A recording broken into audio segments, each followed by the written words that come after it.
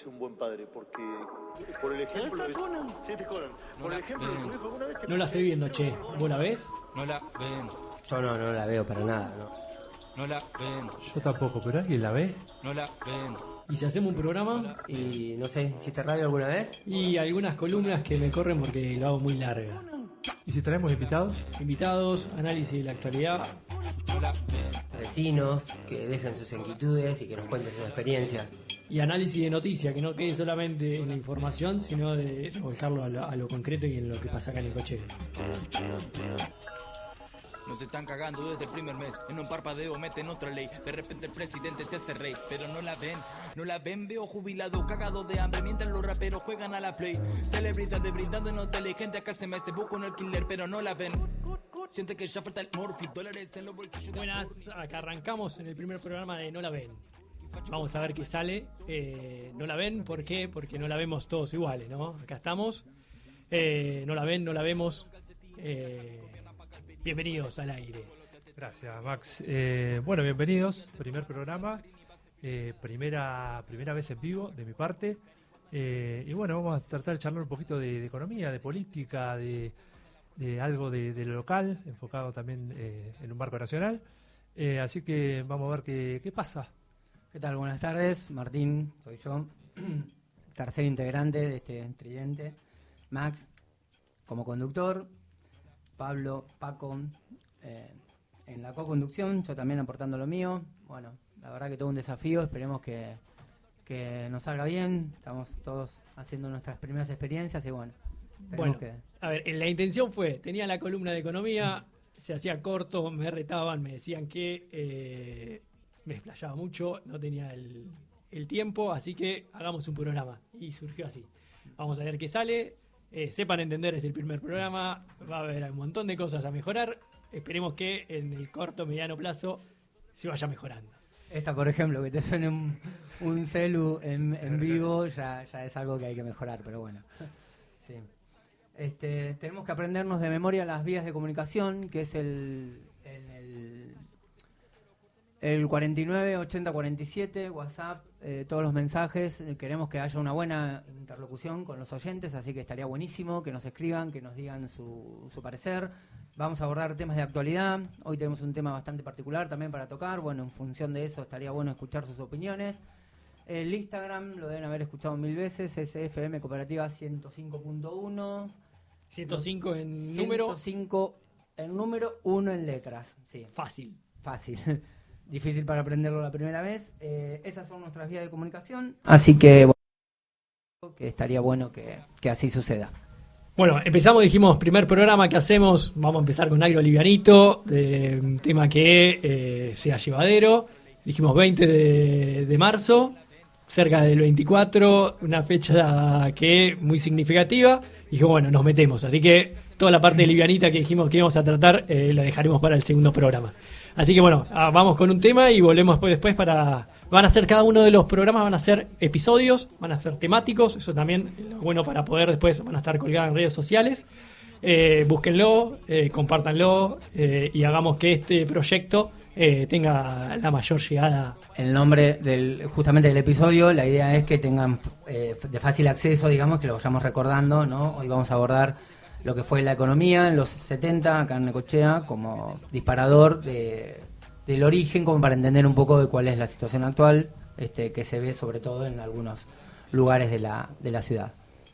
Y también vamos a tener invitados. La idea es traer gente de la ciudad, gente de la economía, de la política, de ciudadanos que hacen a la vida de Necochea. Un poco para debatir entre todos, verdaderamente, debajo del paraguas de lo que sucede a nivel nacional y a nivel provincial, un poco lo que nos pasa a nosotros, entendidos de la forma, digamos, de las bases, ¿no?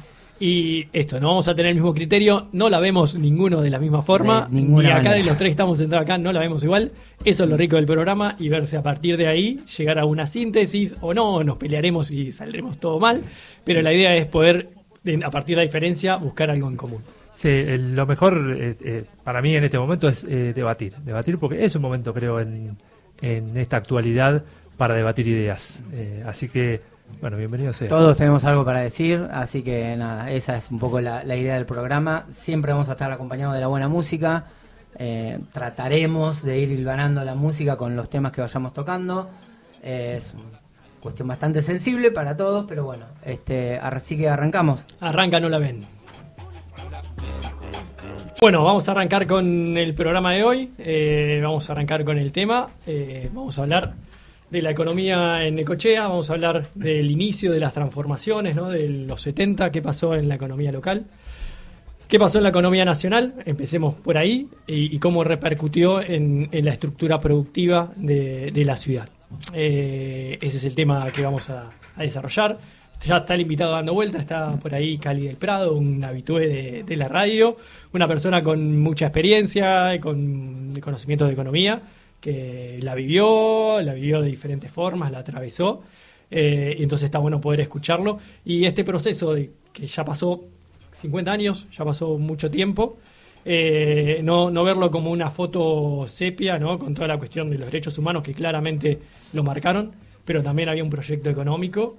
Y si lo vemos a niveles macro, lo vamos a tener una lectura, pero también verlo desde las ciudades grandes, desde las grandes capitales, va a tener un efecto, y no es lo mismo verlo desde Necochea que con el puerto, con la matriz productiva que tenía, el turismo, las industrias relacionadas con el agro, cómo fue transformándose y cómo fue el impacto, ¿no? Así que arrancamos con eso. Recuerdo nuestras vías de comunicación, para los que quieran aportar su experiencia, los vamos a escuchar, los vamos a leer, situémonos en esa época, el efecto que tuvo, digamos, las políticas neoliberales, las primeras implementadas en los años 70, sobre la economía necochense. Esa es la temática que vamos a tratar el día de hoy. 49 80 47, el WhatsApp para mensajes, audios, textos. Instagram, FM Cooperativa 105.1. Bien, la década del 70 fue una época del neoliberalismo a nivel mundial, ¿no? También no es solamente a nivel nacional, se implementa con una desregularización de la economía, la apertura, ¿no? Un modelo económico y social que transforma acá a nivel local, ¿no? Estamos a nivel nacional. Estamos hablando de un modelo de sustitución de importaciones con un rol de la industria muy fuerte, esta apertura de los mercados, estas multinacionales que se empiezan a dominar en los mercados, ¿no? Se transnacionaliza la economía nacional, genera que la industria local desaparezca, se concentre en estos grandes capitales y que bueno, la financiarización también, los grandes mercados financieros, como empiezan a dominar sobre el mercado productivo. Y queríamos empezar con un audio no tan alegre, ¿no? Pero que bueno, refleja mucho lo que era en ese momento, cuál era el plan económico, y que también está relacionado con el plan económico que hoy estamos viendo en la actualidad también, lamentablemente. Es inevitable, y esto sí, a modo de reflexión, trazar un paralelismo entre lo que es el audio del discurso de Martínez Dios, el 2 de abril, con el discurso de nuestro ministro de Economía, Caputo. De verdad que las medidas económicas son muy similares, y bueno, si sufrimos los efectos que sufrimos en su momento, bueno, es un poco abrirnos la cabeza y pensar en lo que podría llegar a venir, de continuar haciendo cada vez más profundo este modelo. Escuchamos el audio. Sabemos que la misma naturaleza de la profunda transformación que estamos llevando a cabo impide que podamos hacer hoy, en esta ocasión, un balance total y global del mismo. Pero quisiera destacar lo que yo considero son 12 puntos fundamentales a través de los cuales se puede medir la profundidad de la transformación que hemos llevado a cabo. En primer lugar, la libertad de precios, la eliminación de los controles de precios. En segundo término, la libertad de las transacciones cambiarias con la eliminación de los controles de cambio. Tercero, la libertad del comercio exterior, con la eliminación de los monopolios a la exportación, por ejemplo, de granos y de carnes. Cuarto, la libertad de exportación, a través de la eliminación de las prohibiciones y de los impuestos a las exportaciones. Quinto, la libertad de importar, con la eliminación de las prohibiciones, cuotas licencias y en la aplicación de un programa arancelario de reducción gradual sobre un periodo de 5 años. Sexto, la libertad de las tasas de interés y la aplicación de la reforma financiera que abre el sector a la competencia interna y externa. Séptimo, la liberación de los alquileres y la eliminación del control que afectaba la posibilidad de la colaboración de la construcción privada para contribuir a eliminar la escasez de viviendas producida por esa misma causa. ¿Por qué no puede ser un buen padre? Porque por el ejemplo... Por el ejemplo... Bueno, ahí empezamos a escuchar parte, ¿no? Es alarmante, nos revuelve un poco situaciones que escuchamos, vivimos o sufrimos, ¿no? Las consecuencias en la actualidad, y cosas como por ejemplo la ley de alquiler, que también ahí hacía referencia, la apertura a las importaciones, la desregularización de los mercados, el sector financiero, ¿no? Como ya lo dijimos, la bicicleta financiera, también palabras que con la tasa de interés, cómo jugaban, ¿no? De comprar, vender dólares, pasarse a pesos, de pesos ganar una tasa de interés alta que existía en el momento, como estaba fijo el tipo de cambio, generaba que cuando salían volver a comprar dólares y hacían una ganancia extraordinaria, ¿no? Eso parte de la ley de identidades financieras del 77, donde se pasa de los créditos productivos a la especulación financiera, como vos decías, Max. Sí. La famosa bicicleta que vemos actualmente, digamos, ¿no? Sí, con el macrismo también la vimos, ¿no? Son como el neoliberalismo, como cómo hacer que entren capitales, es una forma rápida, especulativa, pero que después, como es rápida, como entran, también se van, ¿no? Y la ley financiera de entidades financieras que sigue vigente de ese momento, es una de las grandes herencias que tuvo la democracia, y ningún gobierno hasta la fecha la modificó, ¿no? Es una cuestión siempre a remarcar y a resaltar. Escuchamos escuchamos un poquito más, o ya la terminamos, sabemos lo que va a venir, ¿no? Dale. No importa, no está... Las cosas que pueden pasar, no importa. Pero bueno, más o menos viene por el mismo lado, ya sabemos la historia, sabemos cómo terminó, sabemos que el sector industrial sufrió una gran metamorfosis, ¿no? Estamos hablando de que se abre la economía, ganaron los sectores económicos concentrados, exportadores, una reprimarización de la economía. ¿Qué significa eso? Que el sector agroexportador es el que toma un rol preponderante y termina dominando la estructura productiva a nivel nacional, ¿no? De eso tendremos que trasladarlo un poco, digamos, a lo que es nuestra economía, a lo que sucedió con la industria diversa que había en los 70 en el distrito, para no hablar exclusivamente de la ciudad de Necochea, incluso a la localidad de Quequén también.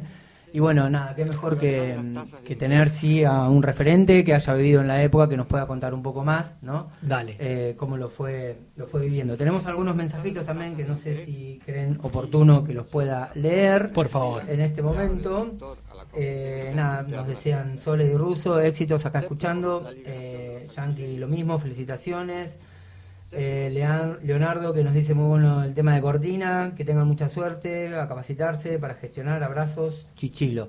Todos mensajes de buena onda, así que bueno, ya saben los medios de comunicación, no dejen de escribirnos, contarnos sus experiencias, si alguno la vivió, si alguno la vio en su momento, estaría bueno que lo pudiéramos escuchar. Tenemos el audio, completamos, ¿les parece? ¿Te parece, Max? Dale. Completamos. Dale. La libertad de las tasas de interés y la aplicación de la reforma financiera que abre el sector a la competencia interna y externa. Séptimo, la liberación de los alquileres y la eliminación del control que afectaba la posibilidad de la colaboración de la construcción privada para contribuir a eliminar la escasez de viviendas producida por esa misma causa. Octavo, la eliminación de las tarifas políticas de los servicios públicos. Noveno, la eliminación de los subsidios y las protecciones excesivas para ciertos sectores privilegiados de la economía que distorsionaban la misma. Décimo, la libertad de la contratación de los salarios sobre las bases de los salarios establecidos como mínimos por el Estado. 11, la libertad para las inversiones extranjeras bajo reglas justas y sanas, tanto para el interés nacional como para los inversores. Y 12avo, la libertad para la transferencia de tecnología en un marco que promueva y no obstaculice este movimiento fundamental para la modernización de nuestra economía de acuerdo a los más altos intereses nacionales. ¿Por qué no puede ser un buen padre? No la ven. Escuchá y abrí bien los ojos. Sí, te colan. No Por la ejemplo, ven. tu hijo, alguna vez te escuché, creo que fue en el programa. No la ven. Acá el invitado que se está sumando a la mesa nos recuerda que este discurso de Martínez de hoy, que parece tan actual, digamos, ¿no?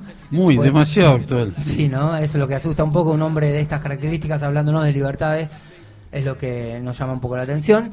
2 de abril del año 76. Bueno, trasladalo, pasaron 50 años. Bienvenido, Cali. Max te irá a saludar también. ¿Cómo Más andás, vale Cali? que más saludo. Un invitado de peso para el primer programa, no hablando de sus características físicas, no nos metamos en ese, sino en Vos te el das conocimiento y la capacidad de análisis. Dijimos, un referente a nivel local. Vamos a usarle la píldora Qué para cosas, que no deje pasar un montón de cosas de la desprolijidad del primer programa.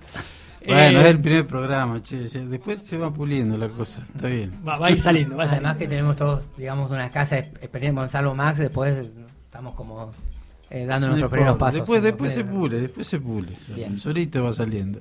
Bien, bueno, empecemos por la cuestión de que nos... Las similitudes, Sí, a ver, ¿qué te parece? me parece terrible. Hoy justamente estaba leyendo algo de eso. Digamos, las 3 patas fundamentales que tiene este programa económico, por llamarlo de alguna manera, de que presenta Milei, la base son exactamente las mismas que el programa de Martínez de Oz, ¿no? Hoy hablan de anarcocapitalismo. Martínez de Oz hablaba de que achicar el Estado era agrandar la nación. El concepto era el mismo, ¿no? Después, bueno, la pulverización del salario y la quita de derechos y conquista de los trabajadores, exactamente la misma política también. Y lo que menos se habla, pero que es lo más grave de todo, que es un descarado alineamiento con la política exterior de Estados Unidos, que nos va a terminar metiendo en algún lío grave, ¿no? Que es idéntico a lo que hizo. Las 3 cosas son exactamente iguales a las que hizo la dictadura en 1976. Sí, y la cuestión de la distribución del ingreso, lo que hablabas de esto de la pulverización, ¿no? Como a partir de ese momento la precarización, el desempleo, ¿no? Son como variables que empiezan a jugar, ¿no? Y como a partir de el neoliberalismo, ahora lo renombran, le ponen otros adjetivos, pero es una línea de conducta, y como tanto en ese momento como otras políticas que neoliberales en los 90 fueron como profundizando, y son herencias que son acumulativas, ¿no? Sí, cada vez arrancamos de peor situación. Uh-huh. Nos cambia. Un detalle interesante es que la Argentina, por ejemplo, desde los años 40 hasta el 75 más o menos, siempre creció, aún con dictaduras, con distintos tipos de gobierno, siempre era un crecimiento del 2-3% anual. La economía crecía y la pauta de distribución era más o menos parecida, más o menos similar. ¿Eso, Cali, vos ves que tiene algo que ver con la sustitución de exportaciones en esa época? Y bueno, era el modelo, claro, sí, el modelo que y existía en aquel momento la famosa burguesía nacional, ¿no? Que a partir del 76 yo creo que desapareció gradualmente, pero ya no existe. Hoy no existe, digamos, ¿no? Hoy no existe como sujeto social importante, digamos. Sí, o está subordinada al capital internacional. Totalmente, sí. Hoy no podría parecer un Helvar, pero ni de casualidad, ¿no? Uh-huh. Pero bueno, hasta el 75, te decía, se mantuvieron más o menos las pautas de distribución. Es justamente la dictadura militar la que marca un quiebre total en el desarrollo económico, social de la Argentina, ¿no? Es un tajo brutal que marca la dictadura. Y lamentablemente hoy estamos a 40 años de la democracia y todavía eso no se ha podido restañar, esa herida, ¿no? Uh-huh. Vos fíjate, todavía estamos con 130, 140 leyes de la época de la dictadura que no han sido derogadas. Claro. Cali, antes de que vayamos a la pausa, digamos, que tenemos ahora, sí, señor. ¿Nos podés ir contando cómo era la actividad económica en el distrito? O sea, ¿qué prevalecía en esos años, ¿no? Y ¿qué notás que tuvo como mayor deterioro en función de las políticas implementadas, como bien decías recién? Sí. Bueno, ¿te lo cuento ahora o...? Sí, lo podemos dejar la pregunta abierta, porque ya estamos en el tiempo de la pausa. 3 Ah, minutos. bien. Si querés Muy adelantarnos bueno. algo, sí. Sí, o sea... ¿Qué prevalecía? ¿Cuál Necochea era? no podía estar al margen de las vicisitudes que tuvo la economía nacional, ¿no? Hasta mediados de los años 70 Necochea era lo que por ahí un cronista diría una pujante localidad del sudeste bonaerense, porque crecía, porque tenía una importante industria de la construcción, porque tenía industria pesquera, tenía 3 metalúrgicas, una de las cuales exportaba implementos agrícolas al entonces bloque socialista, por ejemplo, a Polonia, a Checoslovaquia. Actividad Alemania, muy diversa. agrícola. Claro, era una ciudad en crecimiento, como era la economía de la Argentina hasta el año 75, más o menos. A partir de la dictadura, bueno, la industria pesquera fue gradualmente desapareciendo, hoy se puede decir que no existe. Las metalúrgicas cerraron todas. Eso explica un poco la cantidad de edificios, de mega edificios que hay en los alrededores de la ciudad, en que queden sobre todo, ¿no?, abandonados, que pertenecían y que hablan de un pasado muy próspero, digamos, ¿no?, en términos industriales, ¿no? Sí. Incluso en términos turísticos, Necochea era ni se compara lo que es ahora con lo que era en la década de 60 y 70, ¿no? En algún momento Necochea yo creo que era la segunda ciudad turística del país, ¿no? Después de Mar del Plata. ¿Y por qué crees que decayó en turismo? Porque por ahí en industria podemos ver que con la liberalización de la economía de la dictadura militar empieza a caer, digamos, la actividad secundaria, la industria. Y en el turismo, ¿por qué ves que cayó tanto? Y yo creo que en principio se empezaron a desarrollar otras ciudades que también tenían lo suyo y uno estaba explotado. Ahora en la costa, antes vos tenías Mar del Plata, Necochea, y por ahí Villa Gesell, que era el lugar de los pibes, ¿no? Claro. Ahora hay 50 balnearios en la costa. Está el fenómeno de Carlos Paz, que Carlos Paz es brutal, el turismo que arrastra. Y en ese momento en aquel momento era la villita que iba a contar, era poca la gente que iba. Hoy Carlos Paz está al nivel de Mar del Plata, creo. Es monstruosa la cantidad de gente que va. Sí, y creo que también el desarrollo de las autopistas y cómo fue la conectividad a Capital, a Plata. Acordate que tiene más lejos. El corredor de la Ruta 11 que nos dejó un poco afuera. Bueno, el tren que desapareció primero, fue eso. Después, claro, con el tema de la ruta, Necochea también está muy mal colocada, ¿no? Estamos al margen. Sí, queda lejos de esas grandes ciudades y queda incómodo para todos. Cuando mojamos el plato en esto de la actividad turística propiamente dicho, hay como que surgen un montón de temas para hablar, que deberíamos hacer un programa propiamente dicho. Totalmente. ¿No? Pero bueno, también en los 60, 70, en esa época de esplendor del turismo, ¿no? 50 también, empecemos también el estado de bienestar. Previamente el turismo era más elitista, ¿no? Ahí se masifica también y ahí es cuando también crece la ciudad, se hace el complejo casino, se hace el centro cultural, un montón de obras, las mismas construcciones privadas de hoteles que se van haciendo y eso genera una movilidad de construcción, de comercio, que genera un crecimiento de la ciudad. No sé, en el casino se habla de 500 personas trabajando en ese momento, ¿no? Directos e indirectos. Sí, fue muy importante. Yo lo conozco bastante cerca porque mi vieja trabajaba ahí en el casino, era cocinera de ahí, era ingeniero del casino, ¿viste? Y era una ebullición, eso era... Sí, 500, no sé si no más gente.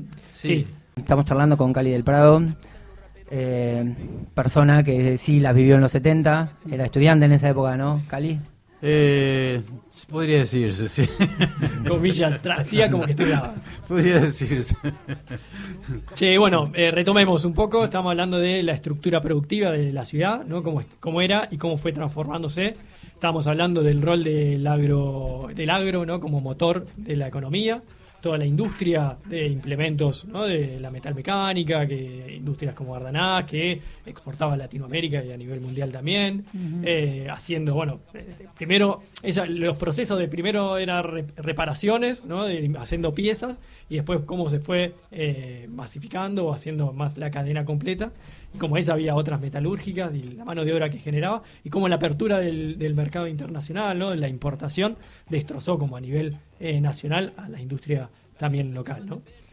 No hay que dejarlo pasar de vista que exportaba nivel internacional, digamos, una empresa necochense que pueda generar exportaciones a nivel internacional, que esté en todo el país, porque Ardanaz había creado una hileradora, si mal no recuerdo, que la terminó patentando. Sí, era una fábrica conocida en el país y bueno, y aparte ya te digo, al entonces bloque socialista, digamos, a Polonia, a Bulgaria, Checoslovaquia, todos esos países vendían implementos agrícolas. Los acopladitos hileros estos de Ardanaz eran famosos. Sí, no, porque además sinónimo de buena calidad, sí. Elementos que todavía se ven en algunos todavía andan, establecimientos del campo. Sí. Relacionado con el puerto también en su momento, también la pesca tenía un rol preponderante, ¿no? Dentro de toda la parte de los muelles del lado de Necochea, eran toda la parte de pesca. Cómo eso se fue corriendo, se fue perdiendo.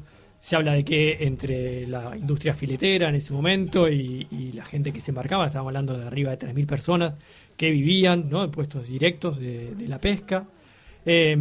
Cómo se fue perdiendo, cómo el puerto se fue especializando a partir de la reprimarización de la economía, el crecimiento del puerto también, ¿no?, en los 80 con el segundo elevador que se construye, y cómo la pesca fue perdiendo preponderancia, corriendo hacia Mar del Plata. Siempre se habla de que Necochea era Mar del Plata como el primer lugar de pesca donde se desembarcaba, y el segundo era Necochea con un 10-15% de lo que se exportaba directamente a nivel de la provincia, ¿no? Y que eso fue desapareciendo y se desapareció también los trabajos que se generaban, ¿no?, el movimiento. Sí, en la década del 70 llegó a ser la época dorada de la pesca. Tenías una empresa como Huemul, por ejemplo, una gran empresa que pertenecía al grupo Sacetru, que era una de las alimenticias más grandes de la Argentina. Llegó a estar desde el año 77 hasta el año 81, donde quiebra Sacetru y por ende Huemul.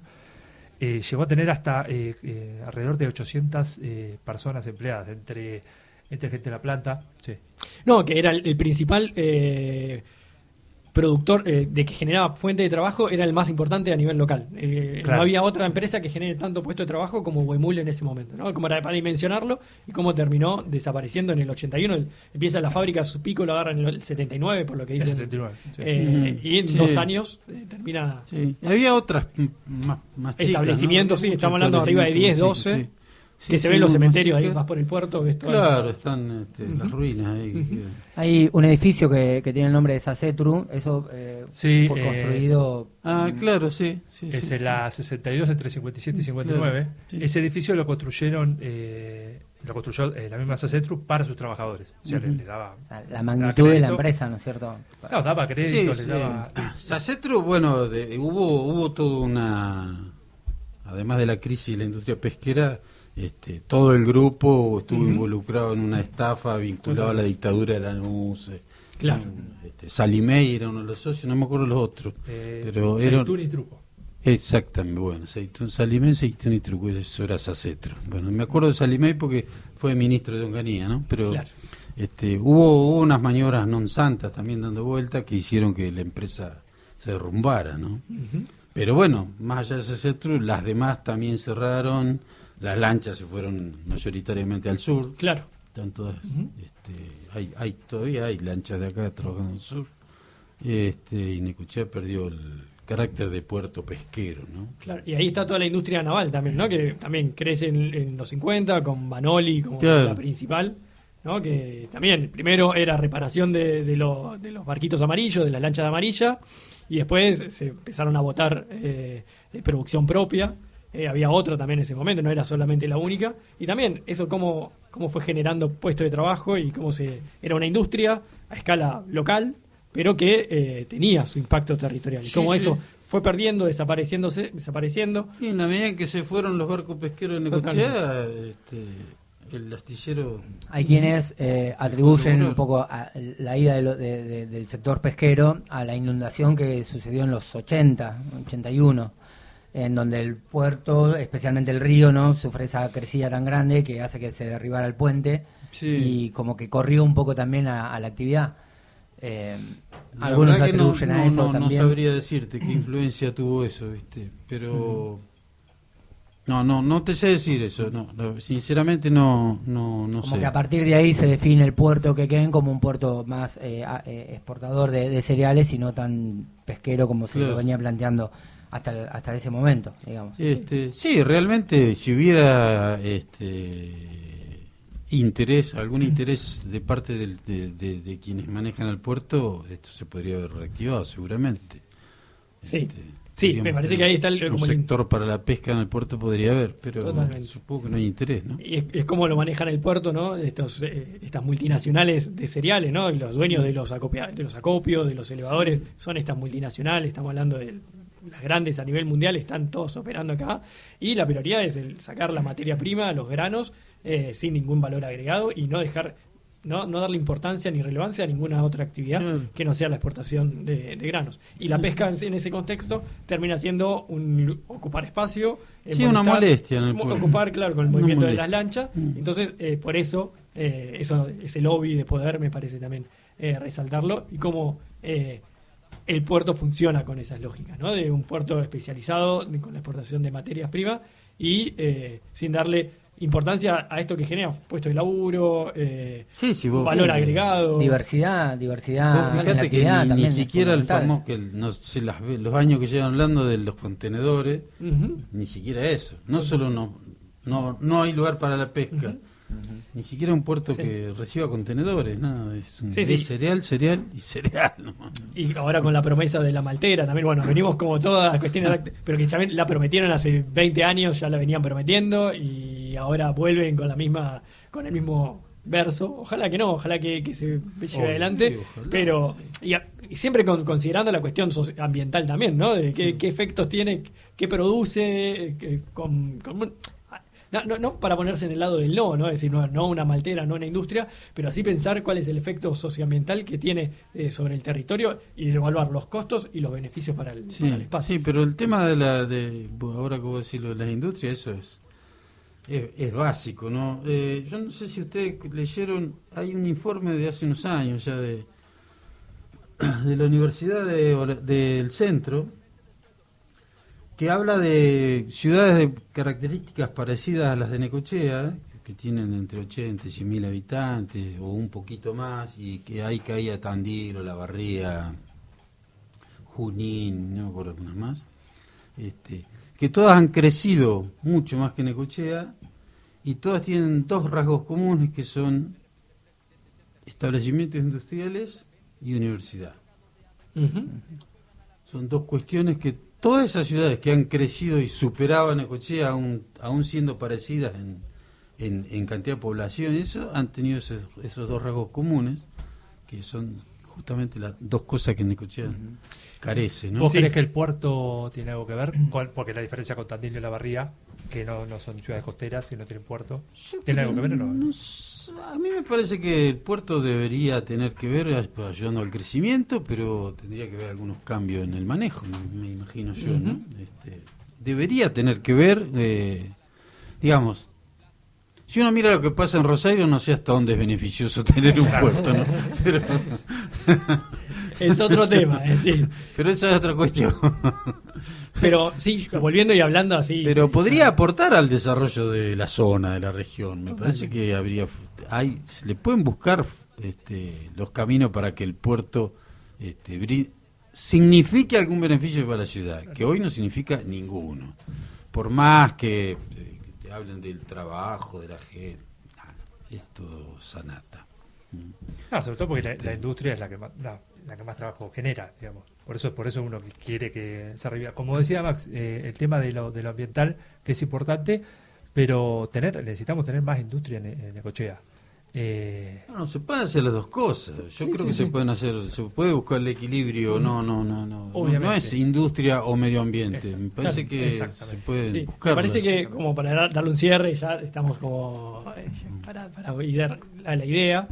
Me parece que se construyó una ciudad, un territorio con 100.000 habitantes, 80.000, 70.000 en su momento, con todo este movimiento de trabajo que generaba estas industrias, estas actividades, que desapareció todo eso, todas las actividades, generó que haya una estructura que había que mantener de ciudad, de una ciudad urbana, sin el motor, sin la posibilidad de darle sustento a 80.000 personas de una fuente de laburo. Entonces, vemos que el agronegocio, la agroexportación, no termina siendo, teniendo la capacidad de absorber con las características que se está planteando de materia prima, exportación y puerto exportación. Me parece buscarle la vuelta y cómo construimos un territorio que sea ambientalmente sustentable y que sea de alternativa, porque la gente por inanición no va a desaparecer de un día para el otro, sino de pensar qué matriz productiva podemos construir acá en Necochea. Y bueno, ese era el motivo de esta charla, que me pareció muy interesante. Salen un montón de puntas, hablar sobre el puerto para otra instancia, hablar sobre la pesca, hablar con personas que la vivieron, que trabajaron, que tuvieron capacidad de toma de decisiones y las tomaron o no pudieron, cuáles son las reticencias, los frenos, los bloques de poder que existen. Pero bueno, me parece es eso, este espacio lo pensamos con estas características de iniciar debates, empezar a pensar un poco más en profundidad, salir de los sentidos comunes, de la frase del verdulero, que algún sustento debe tener, pero también pensarlo un poquito más en profundidad. Así que le damos las gracias a Cali por compartir este espacio. Bueno, un gusto. La verdad que les deseo mucha suerte. Espero que les pique bien el bichito de la radio, porque la verdad que es muy lindo, muy placentero. Hay mucho para decir. Aníbal, muchísimas gracias por la visita. Seguramente te vamos a estar molestando en otro momento para charlar sobre estos temas. Cuando quieran. Paso un chivito, ¿yo puedo? Sí, por favor. No, para el domingo el 24, durante toda la tarde va a haber actividades ahí en el Paseo de la Memoria, así que espero verlos por ahí. Para esta última sección tenemos como pensado hablar un poquito de las noticias de la semana, de lo que hemos transitado esta semana. No profundizar demasiado en el tema, la sección creo que se va a llamar así, no profundizamos demasiado. Y bueno, estos son los temas que pudimos rescatar, que consideramos importantes en la semana. Bien, arrancamos por la fiscal impositiva. Se estaba tratando en el Consejo Deliberante por el lobby del sector campero, de los productores primarios, terminó tirándose para atrás. Teníamos ahí unos audios, Valen, no sé si para pasarlo, estaba bueno para escucharlo al vicepresidente de la Sociedad Rural de Necochea, Eugenio Cardenó, creo que es, diciendo por qué cree que hay que ser poco solidario. Sorprendente, digamos, por de pronto lo que se va a hacer, de la manera que se va a hacer, y que además no hubo ningún tipo de consulta ni se conversó con el sector productivo para plantear esto, ¿no? Así que, bueno, un poco hubo una reunión en el cual participaron algunos concejales de la oposición, un grupo de productores, habíamos miembros de algunas entidades, bueno, varios productores del norte del partido autoconvocados que han participado también en su momento de lo que fue el ente vial, y la verdad que muchísima preocupación ante esto, y además que es un nuevo atropello, digamos, por parte del gobierno municipal hacia el sector, ¿no? La tasa por servicios rurales es algo que se paga justamente para lo que son mantenimiento de caminos, digamos, tiene ese fin. Entonces, a lo largo de los años, desde la creación del ente, siempre ha habido un intercambio mayor o menor entre el Ejecutivo y el sector respecto a los aumentos. Digamos, se supone que se plantea un presupuesto de las necesidades del ente para lo que es el mantenimiento de caminos rurales, y en función de eso se presupuesta y se dice, bueno, muchachos, lo que hay que pagar es esto, lo que se necesita es esto, y en función de eso se fija una tasa. Eso sería lo lógico y lo que debería ser. Lo que ha ido pasando en los últimos años es que el ente vial rural se ha ido transformando de ente vial rural, ha pasado a ser un ente vial rural y urbano, con lo cual, aparte del mantenimiento de caminos rurales, se ha empezado a mantener lo que son los caminos también de los pueblos y de la ciudad de Necochea. ¿Por qué no puede ser un buen padre? Porque, por el ejemplo... Porque no hay una sola forma de verla. No la ven. Bueno, ahí vemos cuál es el criterio que plantea, ¿no? Con sus recursos mantener los caminos que ellos utilizan y la cuestión solidaria de mantener las calles de la ciudad, ¿no? De esto de qué actividad productiva termina siendo la que termina fomentando o aportando, ¿no? De los que el criterio más progresivo, ¿no? Que podamos aplicarlo, no es más fácil aplicarlo al frentista de las tasas urbanas, y ahí sí no pide ninguna consulta para el... Una opinión bastante, digamos, por ahí un poco distinta. Bueno, no vamos a ahondar demasiado. Sin profundizar. No sin tenemos profundizar. que profundizar el tema. Pero bueno, también hay que diferenciar entre si el que tiene que aportar es el productor primario o es la cadena agroexportadora, las grandes cerealeras, las grandes multinacionales que exportan por el puerto, ¿no?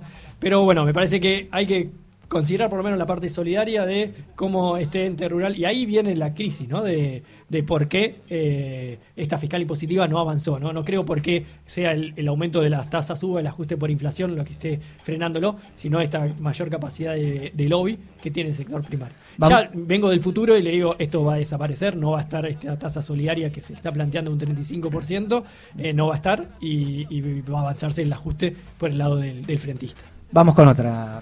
Paco. Bueno, por el tema de los cereales, concejales de Unión por la Patria pidieron por el fomento de cultivos en banquinas. Esto debido a la ley provincial 10.342 que autoriza la siembra en banquinas. Hoy leímos el proyecto de ordenanza, así se llama. Sí, habría que profundizarlo bien, ver que ya se están cosechando en las banquinas, ¿no? Obvio, en sí, muchos sí. lugares, y ahora esto vendría como a regularizarlo, pero bueno, hay que ver qué se puede implementar y bueno, esta cuestión de ser creativo con los recursos, ¿no? Lo planteó el intendente en su momento, de que no iba a ajustarse a los mismos de siempre. Bueno, no sé si es por acá, pero sí buscar recursos por algún lado, y no por el lado de los jardines infantiles municipales. Me parece que la creatividad hoy no está por ese lado. Así que cerramos el primer programa, era sin profundizar, lo profundizaremos en otro momento o no. Nos queda un par de noticias que no vamos son simplemente a mencionar, las vamos a dejar para la próxima edición. 100 días de Milei en el gobierno, Cali, se cumplieron esta semana. Nada más lleva, Parecen 100 años, pero son 100 días. Hay un montón de cosas para decir. El plan presentó un nuevo tema, también en nuestra columna de arte, que vamos a ir escuchando. No lo vamos a escuchar a la canción porque por cuestiones de tiempo. Chau. Sí.